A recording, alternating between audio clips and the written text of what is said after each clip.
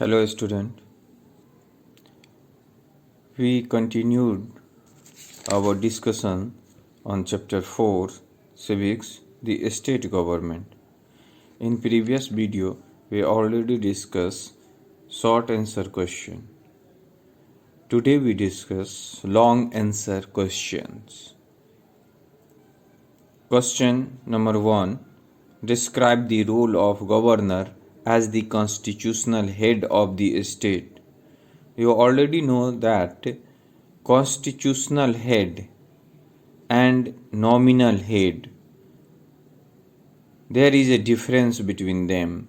Constitutional head on regard of the constitution, and nominal head just like in our nation prime minister, and in a state chief minister. But when we talking about the constitutional head, according to the constitution, the work continued on the basis of constitution. If it is not followed by any person, any prime minister, any chief minister by state, then the governor asked to the president for president rule. Now the answer of this question, describe the role of the governor in the constitutional head. You know that constitutional head, the governor is the constitutional head of the state. The governor appoints the chief minister and other minister on the advice of chief minister. The court gives punishment, but the governor gives pardon or reduce the suspend of any person. The bill become an act after the approval of governor, and he also appoint the judges of the high court on the advice of the president. ऐसा नहीं है कि governor का सिर्फ इतना ही काम है, हमें आंसर लिखना है। इसलिए गवर्नर जो होता है वो कॉन्स्टिट्यूशनल हेड होता है। कॉन्स्टिट्यूशन के हिसाब से उसके बहुत सारे काम हैं, यहाँ तक कि राज्य की शासन व्यवस्था कॉन्स्टिट्यूशन के हिसाब से, संविधान के हिसाब से चल रही है या नहीं चल रही है, ये देखने का काम भी उन्हीं का है। अगर उनको लगता है कि राज्य में कॉन्स्टिट्यूशन को फॉलो नहीं किया जा रहा है, दरकिनार किया जा रहा है, तो वो इस बात को राष्ट्रपति के पास भेजते हैं राष्ट्रपति शासन लगाने के लिए। और जो गवर्नर है उसकी नियुक्ति आप जानते हैं कि राष्ट्रपति के द्वारा होता है, चीफ मिनिस्टर के एडवाइस पे।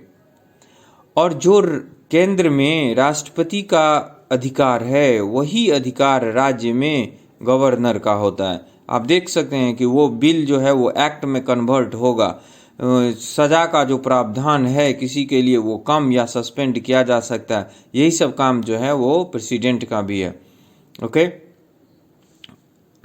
अब next, give information about the power of the chief minister.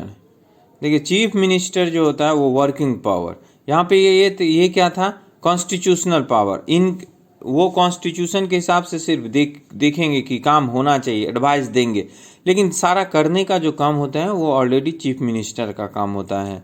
ठीक उसी तरह जिस तरह से केंद्र में प्राइम मिनिस्टर का काम होता है। The power of the chief minister is very high. He assigned the portfolio of the minister. He is the leader of the legislative assembly and also presides over the meeting of the cabinet. He asks any minister to resign any time, resignate any time. He acts as a link between the governor and the council of minister. इस line को देखिए, council of minister मतलब कि मंत्रिपरिषद, जो CM और उसके जो जीते हुए लोग होंगे, जो मंत्री पद पे बने होंगे, काउंसिल ऑफ मिनिस्टर, और गवर्नर के बीच में तालमेल बनाने का काम जो है वो सीएम का ही होता है। All the decisions of the council of minister are communicated to the governor by the chief minister. आप जानते हैं कि जो गवर्नर है उसका भी बहुत ज़्यादा महत्वपूर्ण है कौन चीज़ में, लॉ बनाने में, कानून बनाने में। तो ऐसा नहीं है, राज्य में जो शासन व्यवस्था है, कानून व्यवस्था है, तो उसमें चीफ मिनिस्टर या काउंसिल ऑफ मिनिस्टर और गवर्नर और चीफ मिनिस्टर ये तीनों मिल करके इस काम को पूरा करते हैं। तो ये फंक्शन हो गया चीफ मिनिस्टर का, मेन पॉइंट आप लिखिएगा। उसके बाद क्या है कि how is the member of legislative assembly elected. अभी बिहार में चुनाव हुआ है और हम लोगों ने एमएलए को चुना है, आप जानते हैं। तो हम लोग इनडायरेक्ट रूप से अपने वोट के द्वारा उनको चुनते हैं। यही बात है कि a member of the legislative assembly is a representative elected by the voter of the constituency to the legislature of state government. अब देखिए, कॉन्स्टिट्यूएंसी हुआ एक पार्टिकुलर एक कॉन्स्टिट्यूएंसी, जैसे दरभंगा में 2 कॉन्स्टिट्यूएंसी हो गया। तो या फिर ऐसे कहिए कि एक वार्ड में रहने वाले लोग, एक कॉन्स्टिट्यूएंसी में रहने वाले लोग जिनका नाम जो है वो उस मतदाता सूची में होगा, वोटर लिस्ट में होगा, वो legislature to the state government in the Indian system of government form and constituency the people elected one representative who then become a member of legislative assembly।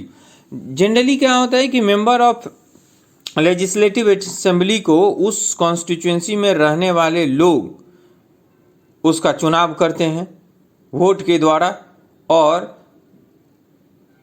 Political party जो है वो अपने candidate को उतारते हैं और उनमें से कोई एक जो सबसे ज़्यादा वोट लाता है वो इलेक्ट होता है, जीतता है। तो यही रहा, आपको लिखना है इसको, ठीक है। उसके बाद कुछ और क्वेश्चन है, in next video we discuss about them. Okay, thank you very much.